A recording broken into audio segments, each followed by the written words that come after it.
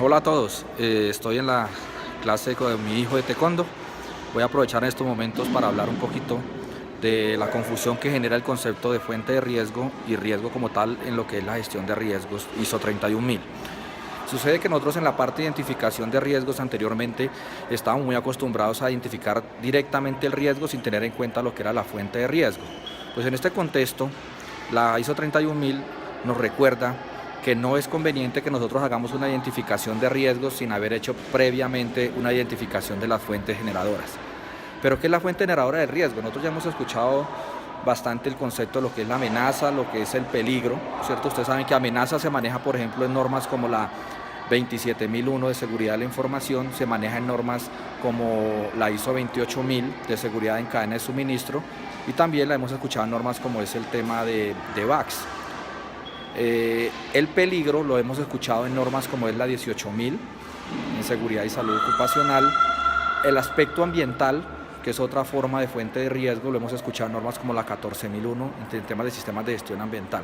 Entonces, ¿qué pasa? En el momento en que crean la norma ISO 31000, ¿cierto? La ISO crea un estándar que quiere que se maneje para todos los sistemas de gestión. Entonces, primera tarea que tenía la ISO 31000, estandarizar el concepto de fuente de riesgo, porque todas esas son fuentes, son generadoras de riesgos, pero con distintos términos o conceptos como tal. Entonces no nos serviría en la entregabilidad de gestión de riesgos ir a llamar peligro cuando vamos a hacer riesgos de 28000 o de seguridad de la información. Solamente serviría para OSA 18001 como tal, o la 45000 que ya viene. Entonces 31000 llega y dice, bueno, vamos a llamar esto fuentes de riesgo, y con eso acabamos con esa torre de Babel que existe en cuanto a conceptos de generadores o fuentes de riesgo. Entonces se conoce como la fuente de riesgo.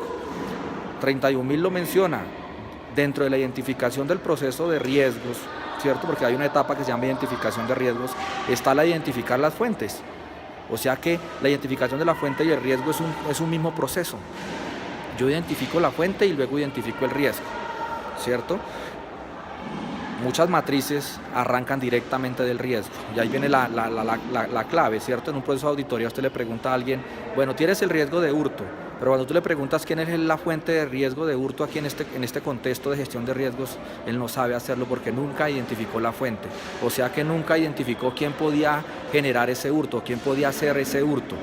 Y eso es muy importante, porque también yo debo analizar qué tan próxima está esa fuente o qué tan cercana está esa fuente a mí para poderme generar, o sea que ese hurto, o sea que en cierta forma eso entra dentro del análisis de la probabilidad, ¿cierto? Entre más cercana esté la fuente a mí, es mucho más probable que se presente en este caso el hurto. Entonces el tema es que entre más cercana está la fuente de riesgo en el contexto o en el alcance de la gestión de riesgos que estoy haciendo yo, mucho más probable es. Entonces yo tengo que colocar los controles los coloco es para repeler la fuente.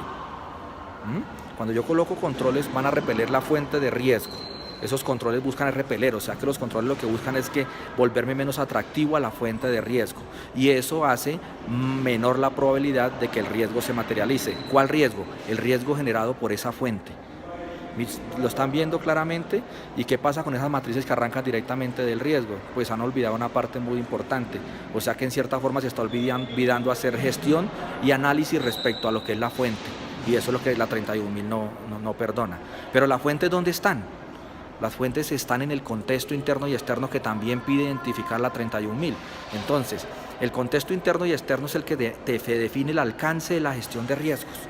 Ese contexto interno y externo te define el alcance de la gestión de riesgos, o sea, donde tú vas a aplicar la gestión de riesgos, que puede ser en un proceso, en una cadena de suministro, en una organización con varias sucursales, el que tú definas. Cuando defines ese contexto claro entre contexto interno y externo, que define el alcance de tu gestión de riesgos, ahí te vas a buscar las fuentes.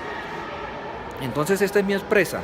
En esta empresa, afuera, ¿qué generadores o qué fuentes de riesgo existen que puedan causarme un daño? ¿Y qué tipos de daño me causarían? Entonces, esta es mi empresa, afuera hay delincuencia. La delincuencia me puede robar mis equipos. El robo de equipos es el riesgo, la delincuencia es la fuente que está afuera, ¿cierto? Está el tema del terrorismo. Hay terroristas. En el contexto mío de mi empresa hay terroristas, en el contexto externo. Ok, entonces terroristas, ¿qué riesgos me pueden generar? Esos terroristas pueden extorsionarme. Esos terroristas pueden colocar un petardo en mis instalaciones.